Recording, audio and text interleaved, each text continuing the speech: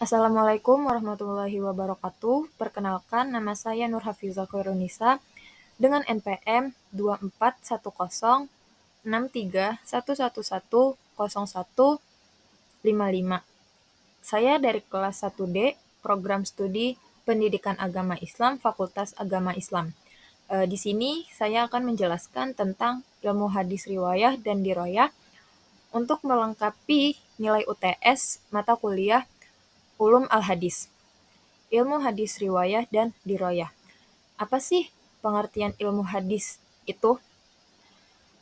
Ilmu hadis adalah al-qawaid al-mu'arrifah bihalir rawi wal marwi, yang artinya adalah kaidah-kaidah yang mengetahui keadaan perawi dan yang diriwayatkan. Siapa sih perawi itu dan yang diriwayatkan itu?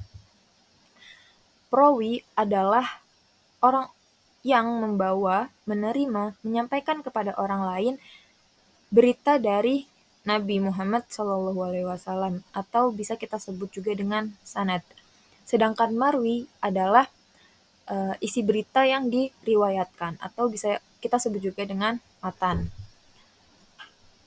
Contoh hadis yang di dalamnya ada sanad dan matannya adalah ya hadasana Adam, hadasana Syu'bah, hadasana Sayyar Abul Hakam, qala sami'tu Aba Hazim, qala sami'tu Aba Hurairah, qala sami'tu Nabi sallallahu alaihi wasallam yaqulu man hajja lillah falam yarfus falam yafsuq raja'ah kayaumi waladathu ummuhu, yang artinya adalah menceritakan kepada kami Adam, menceritakan kepada kami Syu'bah, menceritakan kepada kami Sayyar Abu Al-Hakam.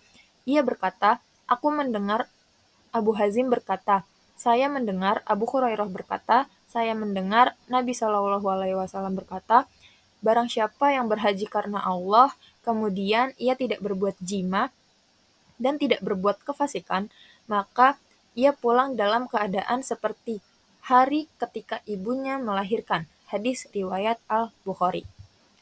Selanjutnya ada ilustrasi dari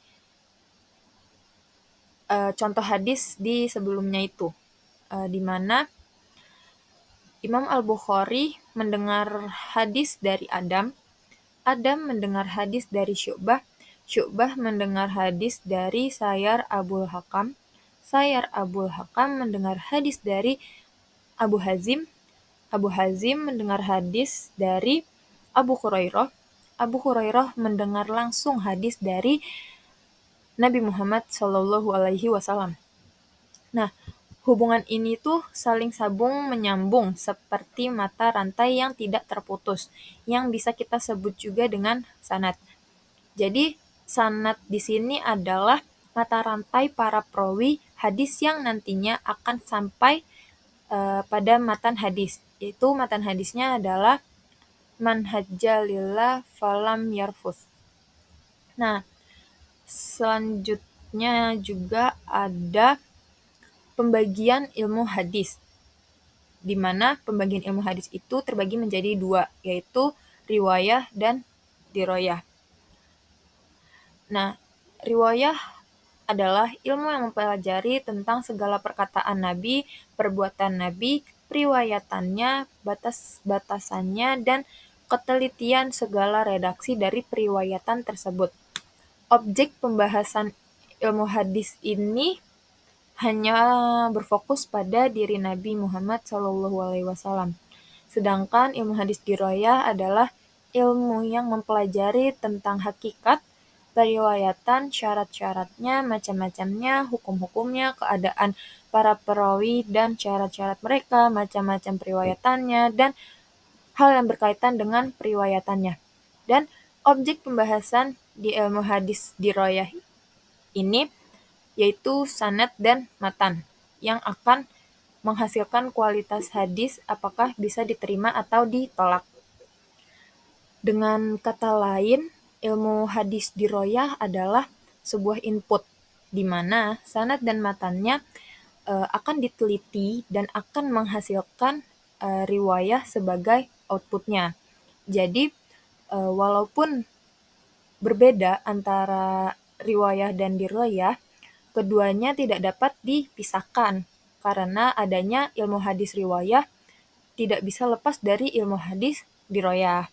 Atau bisa kita ibaratkan juga dengan riwayah itu fikihnya dan diroyah itu usul fikihnya. Mereka berdua itu beda, tapi tidak dapat dipisahkan. Selanjutnya ada sejarah perkembangan ilmu hadis riwayah dan ilmu hadis diroyah pada periode Nabi Shallallahu Alaihi Wasallam, di mana pada periode ini riwayahnya adalah yang pertama, larangan menulis hadis khawatir bercampur dengan Al-Quran. Yang kedua adalah larangan dan kebolehan menulis hadis bersifat kondisional. Yang ketiga, sahabat memiliki catatan hadis koleksi pribadi.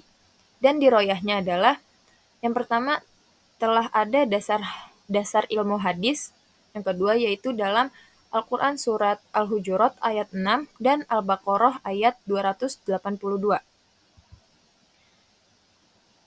Selanjutnya pada periode sahabat, di mana riwayahnya itu yang pertama disebut dengan masa pembatasan periwayatan atau taklil ar-riwayah dengan mensyaratkan sumpah dan saksi bagi orang yang menyampaikan hadis akibat maraknya hadis palsu akibat konflik politik. Yang kedua, diroyahnya adalah timbul secara lisan, periwayatannya harus disertai saksi, bersumpah, dan sanad.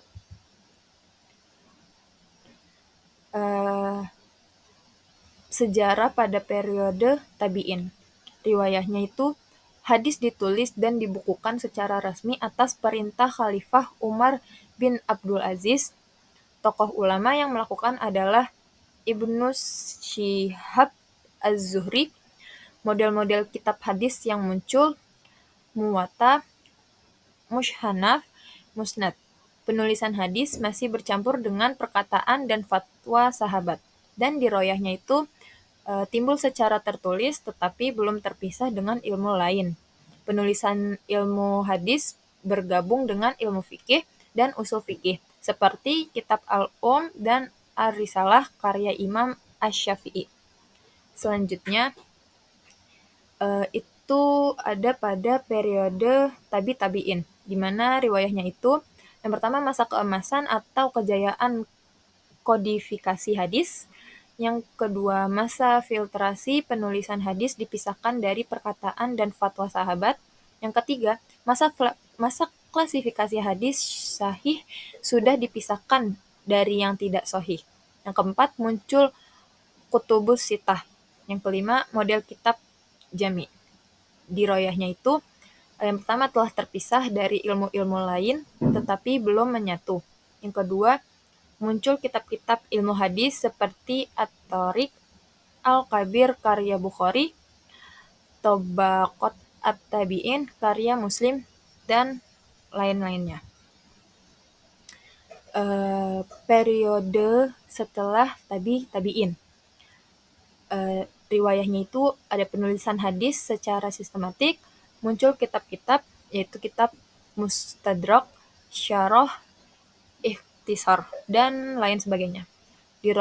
Diroyahnya itu ada berdiri sendiri sebagai ilmu hadis.